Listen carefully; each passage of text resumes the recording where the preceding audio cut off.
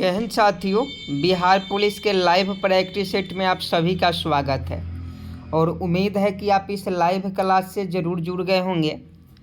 आपको बता दें कि बिहार पुलिस का एग्ज़ाम जो है बहुत जल्द होने वाला है, ज़्यादा आपके पास समय नहीं है। तो आपको वो क्वेश्चन पढ़ना चाहिए जो आपके एग्ज़ाम में डायरेक्ट देखने को मिले। क्वेश्चन तो बहुत है, क्वेश्चन इतना है कि पढ़ते पढ़ते थक जाइएगा, लेकिन क्वेश्चन ख़त्म नहीं होने वाला है, समझे कि नहीं। तो सब क्वेश्चन आपको पढ़ने से क्या फ़ायदा है, क्वेश्चन वही पढ़िए जो आपके एग्ज़ाम में आए, जो आपके सिलेबस में हो। और वैसे ही क्वेश्चन का सीरीज हम लेकर आपको 10 बजे दे रहे हैं। अगर आप 10 बजे डेली क्लास कर रहे हैं तो आपको किसी भी बात से घबराने की दिक्कत नहीं होनी चाहिए। और आप सभी जो है, आप सभी का सिलेक्शन होगा, उम्मीद रखिए, आशा रखिए और आप सभी मेहनत कीजिए। और डेली 10 बजे आप हमारे साथ जुड़िए। पीडीएफ आपको टेलीग्राम पर मिल जाता है, पीडीएफ का लिंक वीडियो के डिस्क्रिप्शन में दे दिया जाएगा। देखिए, आज का पहला क्वेश्चन है, पानीपत की तीसरी लड़ाई हुई थी। ये क्वेश्चन इम्पोर्टेंट है क्योंकि पानीपत हो गया, बक्सर का युद्ध हो गया, ये सभी क्वेश्चन पूछा जाएगा। तो जो क्वेश्चन पूछा जाएगा वही आपको हम पढ़ाएंगे, समझे कि नहीं। तो पानीपत की तीसरी लड़ाई कब हुई थी, इसका सही जवाब 1761 हो जाएगा। पानीपत की तीसरी लड़ाई 1761 में हुई थी। एक का अगर आप ऑप्शन बी 1761 बता रहे हैं तो आपका बिल्कुल सही जवाब है। नेक्स्ट प्रश्न 2 नंबर देखिए कि हाल ही में नाटो का नया सदस्य कौन बना है। आप सभी जानते हैं कि नाटो जो एक संस्था है और इसमें एक नया देश जो है शामिल हुआ है। तो नाटो में कौन सा देश शामिल हुआ है, तो आप सभी जानते हैं फिनलैंड देश शामिल हुआ है। हाल ही में, एक करंट का सवाल है, हाल ही में नाटो का नया सदस्य देश कौन बना है, तो फिनलैंड बना है। फिनलैंड जो है हाल ही में नाटो का नया सदस्य बना है।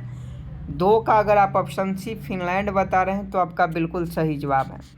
अगला क्वेश्चन 3 नंबर देखिए, चंद्रगुप्त मौर्य के साम्राज्य की राजधानी थी।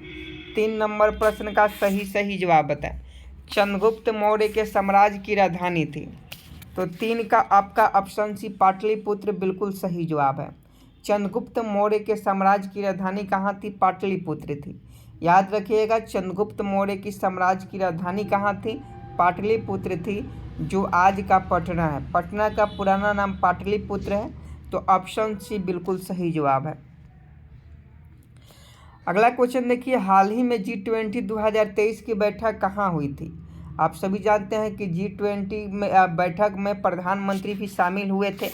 तो आपको बताना है कि हाल ही में G20 2023 की बैठक कहाँ हुई थी। आप सभी जानते हैं हाल ही में G20 2023 की जो बैठक है वो आपका अपने ही देश भारत में हुआ था और भारत इसकी अध्यक्षता कर रहा था। प्रधानमंत्री नरेंद्र मोदी इसकी अध्यक्षता कर रहे थे। तो 4 का ऑप्शन है बिल्कुल सही जवाब है। अगला क्वेश्चन देखिए, राजतरंगिणी में कलहन ने जिस राज्य का वर्णन किया है वह है। 5 का सही जवाब बताएं कि राजतरंगिणी में कलहन ने जिस राज्य का वर्णन किया है वह है। देखिए, कम समय में अधिक क्वेश्चन कराने का प्रयास करेंगे क्योंकि एग्ज़ाम आपका बहुत ज़्यादा नज़दीक है और अगर मेहनत करते हैं तभी सफलता मिलेगी।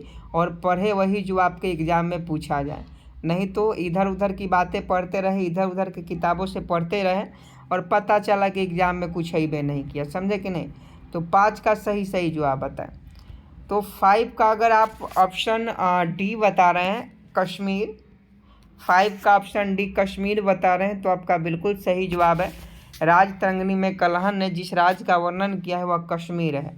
तो ऑप्शन डी 5 का बिल्कुल सही जवाब है।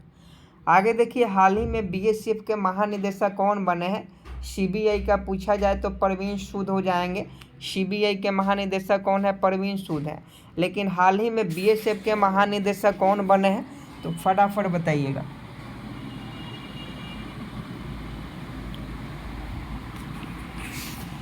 तो 6 का अगर आप ऑप्शन है नितिन अग्रवाल बता रहे हैं तो आपका बिल्कुल सही जवाब है। हाल ही में बीएसएफ के महानिदेशक कौन बने हैं, नितिन अग्रवाल को बनाया गया है। 6 का ऑप्शन है बिल्कुल सही जवाब है। अगला क्वेश्चन 7 नंबर देखिए कि मुगल वंश की स्थापना भारत में कब हुई। मुगल वंश की स्थापना भारत में कब हुई, तो आप सभी जानते हैं 1526 ईस्वी में। 1526 ईस्वी में मुगल साम्राज्य की भारत में स्थापना हुई? 1526 ईस्वी में। तो 7 का ऑप्शन बी आपका बिल्कुल राइट आंसर है। अगला क्वेश्चन करंट का है कि वर्तमान में भारत के 50वें मुख्य न्यायाधीश कौन बने हैं? जल्दी से बताएं। 8 का सही जवाब। वर्तमान में भारत के 50वें मुख्य न्यायाधीश कौन बने हैं? सभी क्वेश्चन बहुत ज़्यादा इंपॉर्टेंट है और आपको पढ़ाएंगे वही जो एग्जाम में छपने वाला होगा। तो धनंजय यशवंत चंद्रचूड़ बता रहे हैं, तो आपका बिल्कुल सही जवाब है। वर्तमान में भारत के 50वें मुख्य न्यायाधीश जो है धनंजय यशवंत चंद्रचूड़ को बनाया गया है। तो 8 का ऑप्शन बी अगर आप बता रहे हैं तो आपका बिल्कुल सही जवाब है। 9 नंबर क्वेश्चन देखिए, अशोक महान किसके पुत्र थे? 9 नंबर प्रश्न का सही जवाब बताएं। अशोक महान किसके पुत्र थे? आप सभी जानते हैं अशोक महान जो थे बिंदुसार के पुत्र थे। अशोक महान किसके पुत्र थे? बिंदुसार के पुत्र थे। तो 9 का ऑप्शन भी बिल्कुल सही जवाब है। अगला क्वेश्चन देखिए 10 नंबर, पटना उच्च न्यायालय के मुख्य न्यायाधीश कौन है? पटना उच्च न्यायालय के मुख्य न्यायाधीश कौन है? तो ये आपका के विनोद चंद्रन है। बहुत बार आपको बताए हैं के विनोद चंद्रन जो है पटना उच्च न्यायालय के मुख्य न्यायाधीश है।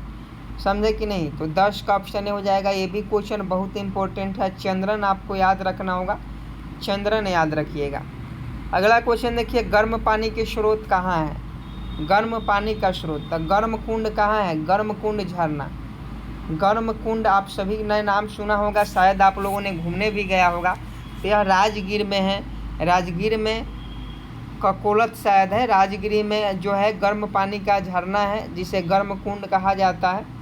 तो इसका सही जवाब 11 का ऑप्शन बी हो जाएगा। अगला क्वेश्चन देखिए, बिहार के राज्यपाल कौन है? तो फटाफट बताइए, बहुत इजी क्वेश्चन है। बिहार के राज्यपाल कौन है? जल्दी से बताएं।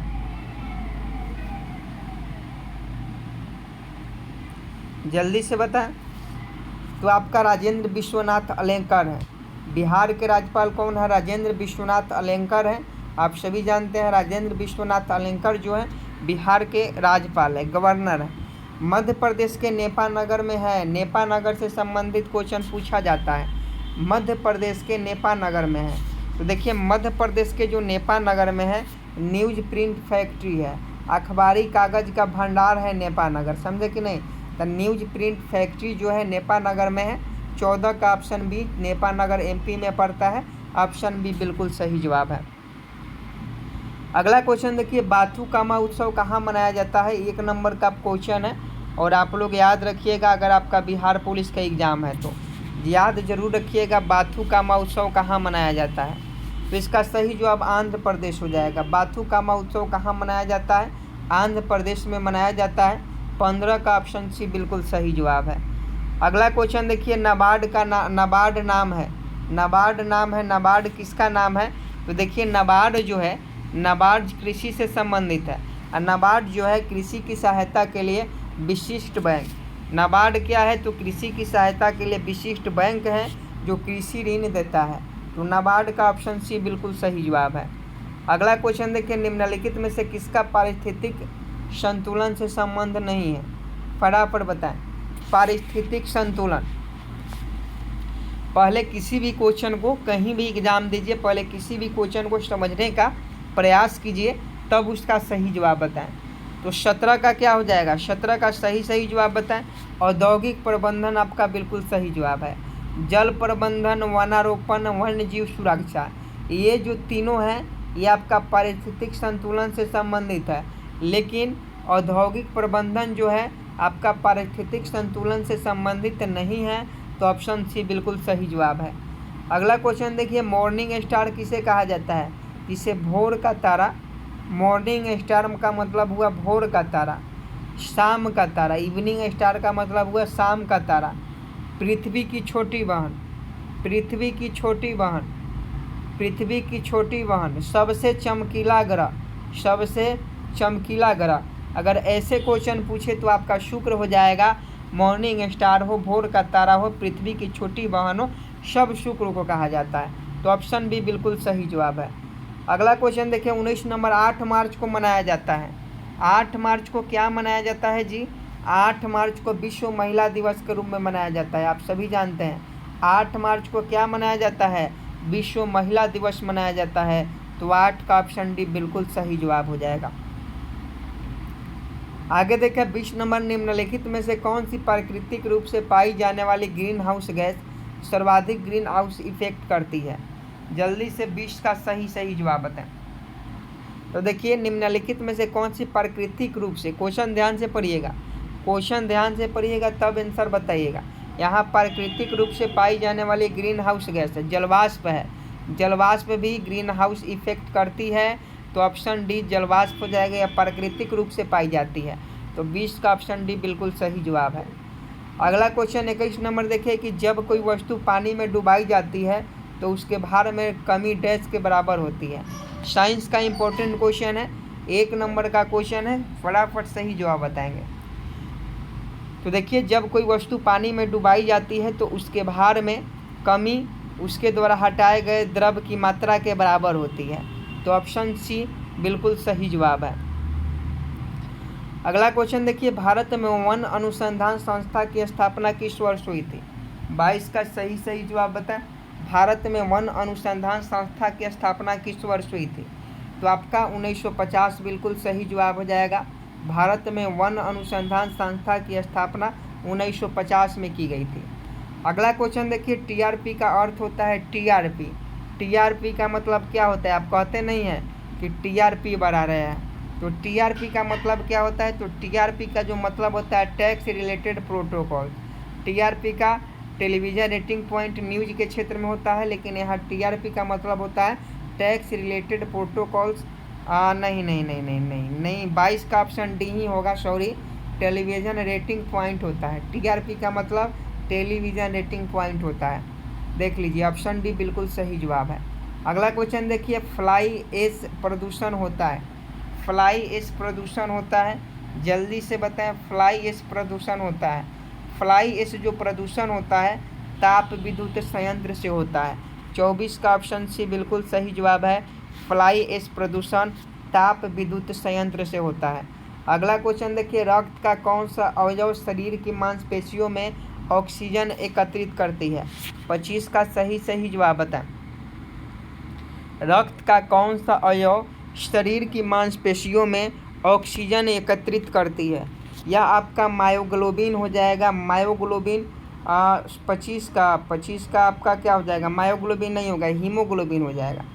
हीमोग्लोबिन जो है ऑक्सीजन को मांसपेशियों तक पहुंचाती है, तो ऑप्शन बी हीमोग्लोबिन आपका बिल्कुल सही जवाब हो जाएगा। कन्फ्यूज नहीं होना है। आगे देखिए नाभिकीय ऊर्जा का उपयोग प्रायः कारक है, जल्दी से बताएं। नाभिकीय ऊर्जा का कारक, तो नाभिकीय ऊर्जा की कारक की हम लोग बात करें तो ऊष्मीय प्रदूषण है। ऊष्मीय प्रदूषण आपका बिल्कुल सही जवाब है। अगला क्वेश्चन देखिए कौन सा उद्भिद दूसरे वृक्षों की टहनियों पर वृद्धि करता है? जल्दी से बताएं। आप देखे होंगे कि अगर एक कोई वृक्ष है तो इसी वृक्ष पर कोई लता जैसा रेशा जैसा जो है रहता है और उसका जड़ नहीं होता है, तो उसी के बारे में पूछा जा रहा है। तो 27 का सही आर्किड हो जाएगा।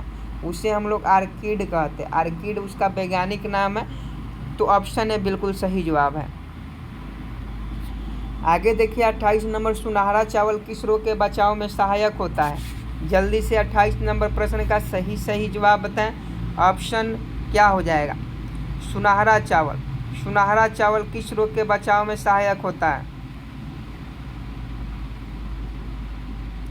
27 का अगर आप ऑप्शन सी जीरोपैथेलिनिया बता रहे हैं तो आपका बिल्कुल सही जवाब है।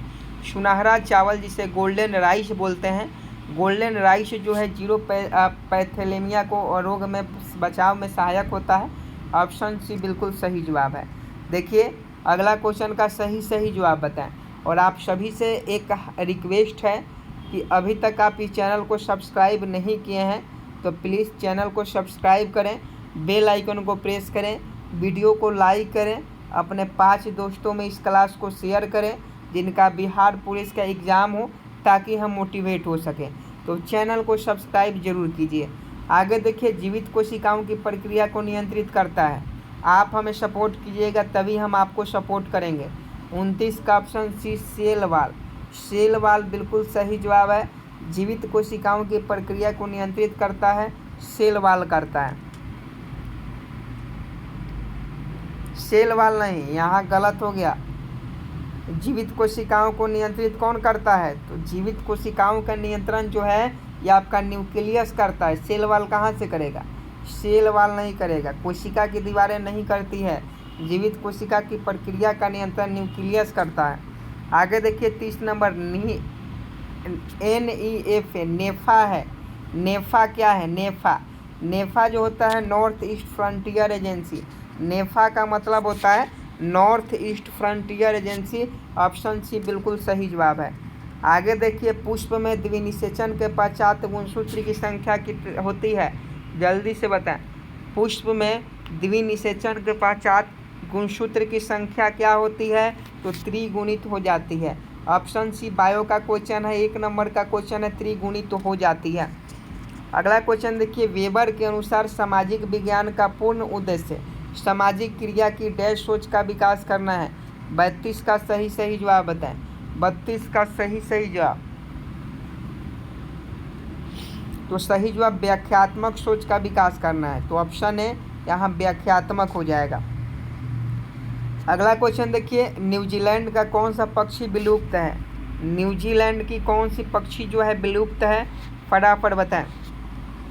तो न्यूजीलैंड की जो कौन सी पक्षी है, ये पक्षी जो है मुआ है। न्यूजीलैंड की जो मुआ पक्षी है वो विलुप्त है। अगला क्वेश्चन देखिए, राष्ट्रीय खेल दिवस मनाया जाता है। हाल ही में राष्ट्रीय खेल दिवस मनाया गया है 29 अगस्त को। 29 अगस्त को मेजर ध्यानचंद जो हॉकी के जादूगर थे, उन्हीं के जयंती पर जो है 29 अगस्त को राष्ट्रीय खेल दिवस मनाया जाता है। अगला क्वेश्चन 35 नंबर देखिए, प्राणी कोशिका में कौन सी कोशिकाएं कभी भी नहीं पाई जाती है? 35 का सही जवाब बता। 35 का अगर सेल भित्ति बता रहे हैं तो आपका बिल्कुल सही जवाब है। प्राणी कोशिका में सेल भित्ति कोशिकाएं कभी भी नहीं पाई जाती है। 35 का ऑप्शन सी बिल्कुल सही जवाब है। आगे देखिए, हरिप्रसाद चौरसिया किसके प्रसिद्ध वादक हैं? 1 नंबर का क्वेश्चन है। जो याद करेगा वो 1 नंबर पाएगा, जो याद नहीं करेगा वह मुंह बना के घर आएगा। तो हरिप्रसाद चौरसिया किसके प्रसिद्ध वादक हैं? ये आपका किसके हैं जी? बांसुरी के हैं, याद रखिएगा। अगला क्वेश्चन देखिए, मानव के कायिक कोशिका में गुणसूत्र होती है? तो 46 गुणसूत्र होती है। मानव में गुणसूत्रों की संख्या कितनी होती है? 46 होती है, 46। अगला क्वेश्चन देखिए, किसी जीव में कासा भीका पाया जाता है? किस जीव में कासा भीका पाया जाता है? आपका सही जवाब अमीबा हो जाएगा। अमीबा नहीं, यूग्लिना होगा। किस जीव में कासा भीका पाया जाता है? तो यूग्लिना में पाया जाता है, याद रखिएगा। तो 38 का ऑप्शन बी बिल्कुल सही जवाब है। आगे देखिए, राम में एक किसके लिए? रैम है, राम नहीं, रैम। राम में एक किस लिए आता है? तो रैम नहीं है, राम है, राम नहीं, रैम है, RM, रैम है, राम नहीं। रैम में एक किसके लिए आता है? तो रैम में जो ए आता है रैंडम एक्सेस मेमोरी। रैम का फुल फॉर्म होता है रैंडम एक्सेस मेमोरी, यानी ए का मतलब है एक्सेस। ऑप्शन है बिल्कुल सही जवाब। आगे देखिए, जल जिसमें कैल्शियम अथवा मैग्नीशियम के घुलनशील लवण होते हैं कहलाता है? 40 नंबर प्रश्न का सही जवाब बताएं। जल जिसमें कैल्शियम अथवा मैग्नीशियम के घुलनशील लवण होते हैं वो क्या कहलाते हैं? तो आपका कठोर जल कहलाते हैं। कठोर जल आपका बिल्कुल सही जवाब है। आगे देखिए, बायोडीजल इसे किससे बनती है? तो बायोडीजल का जो निर्माण है यह घास से होता है। बायोडीजल का निर्माण घास, पेड़ पौधे से होता है। आगे देखिए, क्योटो प्रोटोकॉल निम्न में से किसके साथ जुड़ा हुआ है? क्योटो प्रोटोकॉल निम्न में से किसके साथ जुड़ा हुआ है? आपको बता दें, ये जो प्रोटोकॉल है ये आपका ग्रीन हाउस गैस के साथ जुड़ा हुआ है। क्योटो प्रोटोकॉल का संबंध ग्रीन हाउस गैस से है। आगे देखिए, जहरीली पदार्थ जो हरे आलू में पाए जाते हैं वह है? जहरीली पदार्थ जो हरे आलू में पाए जाते हैं, तो इसका सही जवाब सोलानाइनिन हो जाएगा। सोलानाइनिन आपका बिल्कुल सही जवाब हो जाएगा। आगे देखिए, ओजोन परत को CFC से बचाने के लिए, ओजोन परत को CFC यानी क्लोरोफ्लोरोकार्बन से बचाने के लिए बनाई गई अंतर्राष्ट्रीय संधि कौन सी है? जल्दी से बताएं। तो ये जो संधि है मॉन्ट्रियल प्रोटोकॉल है। मॉन्ट्रियल प्रोटोकॉल ओजोन परत को CFC से बचाने के लिए बनाई गई अंतर्राष्ट्रीय संधि है। 44 का ऑप्शन भी बिल्कुल सही जवाब है। अगला देखिए, कलोल विद्युत संयंत्र कहाँ स्थित है? कलोल विद्युत संयंत्र तो ये आपका गुजरात में है। गुजरात में कलोल विद्युत संयंत्र स्थित है। अगला क्वेश्चन देखिए, रानीपुर टाइगर रिजर्व को उत्तर प्रदेश कैबिनेट ने किस क्षेत्र के लिए मंजूरी दी है? 46 का सही जवाब बताएं। रानीपुर टाइगर रिजर्व को उत्तर प्रदेश कैबिनेट ने किस क्षेत्र के लिए मंजूरी दी है? तो बुंदेलखंड। बुंदेलखंड आपका बिल्कुल सही जवाब हो जाएगा। 46 का ऑप्शन है। ये भी करंट का क्वेश्चन है और इसमें साइंस हो गया, जीके हो गया और करंट हो गया, तीनों शामिल है, यानी आपके लिए बहुत इंपॉर्टेंट है। आगे देखिए, भारत के किस राज्य में लोनावाला पावर प्लांट स्थित है? तो लोनावाला जो पावर प्लांट है यह आपका महाराष्ट्र में स्थित है। भारत के महाराष्ट्र राज्य में लोनावाला प्लांट जो है पावर प्लांट स्थित है। अगला क्वेश्चन देखिए, विश्व सांख्यिकी दिवस कब मनाया जाता है? इसका आंसर आप लोग कमेंट बॉक्स में छाप दीजिए कि विश्व सांख्यिकी दिवस कब मनाया जाता है। तो विश्व सांख्यिकी दिवस 22 अक्टूबर को हर साल मनाया जाता है।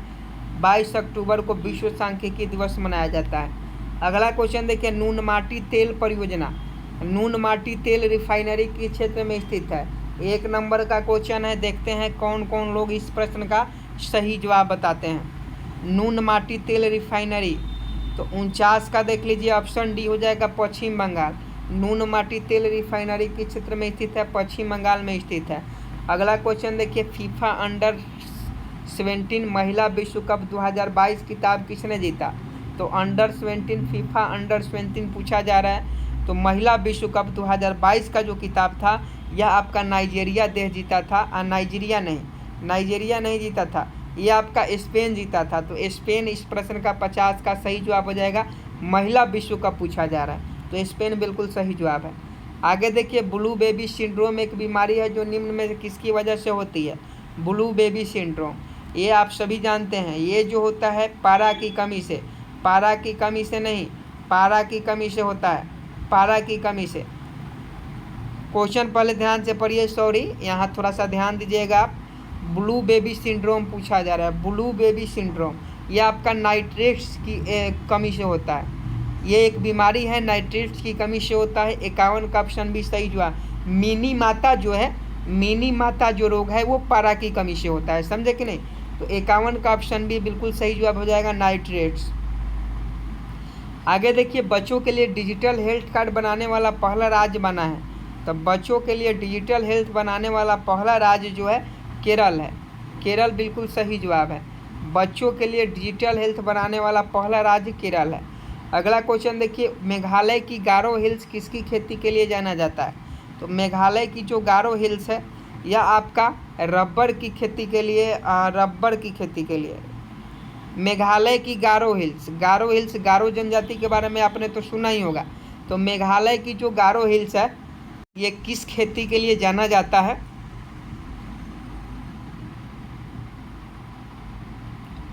तो इसका सही जवाब चाय हो जाएगा, ऑप्शन सी। आगे देखिए, दिल्ली का सुल्तान जिसने सीरी का किला बनाया था, तो उस सुल्तान का नाम जो था अलाउद्दीन खिलजी था। ऑप्शन बी बिल्कुल सही जवाब है। आगे देखिए, शेरशाह सूरी का मकबरा स्थित है सासाराम बिहार में है, सभी लोग जानते हैं।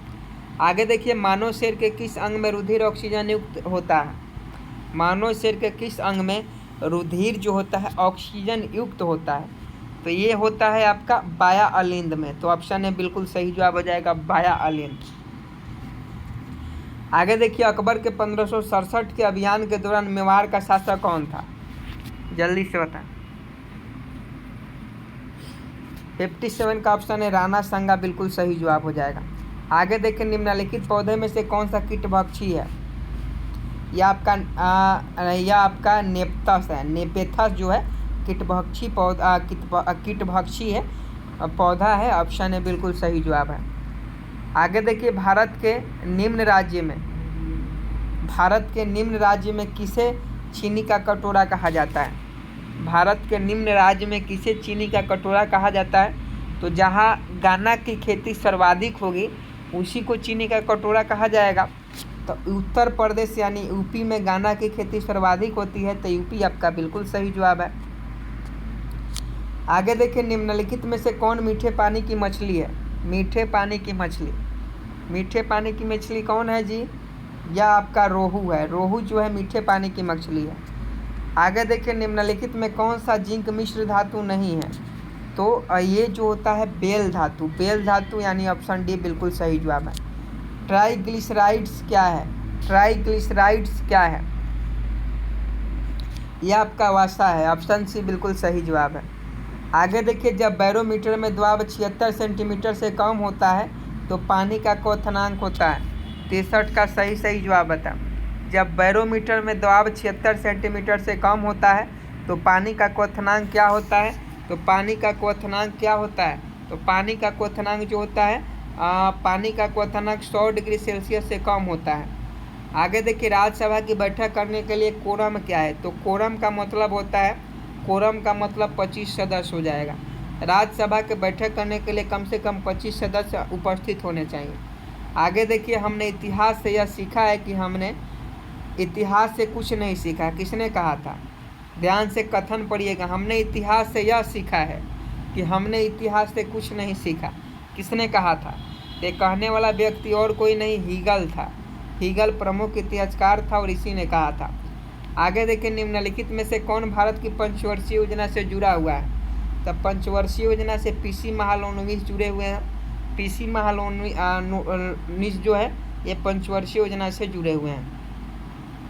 आगे देखिए, मुस्लिम लीग को स्थापित किया गया था। तो मुस्लिम लीग को 1906 में स्थापित किया गया था। आगे देखिए, पृथक निर्वाचन क्षेत्र को कब लागू किया गया? यह आपका 1909 में लागू किया गया पृथक निर्वाचन क्षेत्र को। अगला क्वेश्चन देखिए, भोपाल गैस त्रासदी के लिए कौन सी बहुराष्ट्रीय कंपनी जिम्मेदार थी? तो आप सभी जानते हैं भोपाल गैस त्रासदी 3 दिसंबर 1984 को हुई थी और इसमें जो रातों रात मिसाइल आइसोसाइनेट के रिसाव से गैस मिसाइल आइसोसाइनेट के रिसाव से हजारों लोग मर गए थे। तो इसका जिम्मेदार जो कंपनी थी यूनियन कार्बाइड कंपनी थी। आगे देखिए, महात्मा गांधी ने दांडी मार्च की शुरुआत कब की थी? तो महात्मा गांधी ने दांडी मार्च की शुरुआत कब की? ये आपका होमवर्क का क्वेश्चन है। और जितने भी बिहार पुलिस के दोस्त हैं जो क्लास को देखे हैं सभी लोग इस प्रश्न का सही जवाब बताएंगे। और आज का क्वेश्चन आपको कैसा लगा कमेंट बॉक्स में बताएं। चैनल को सब्सक्राइब कर हमें सपोर्ट कीजिए। मिलते हैं नेक्स्ट वीडियो में, तब तक के लिए जय हिंद जय भारत।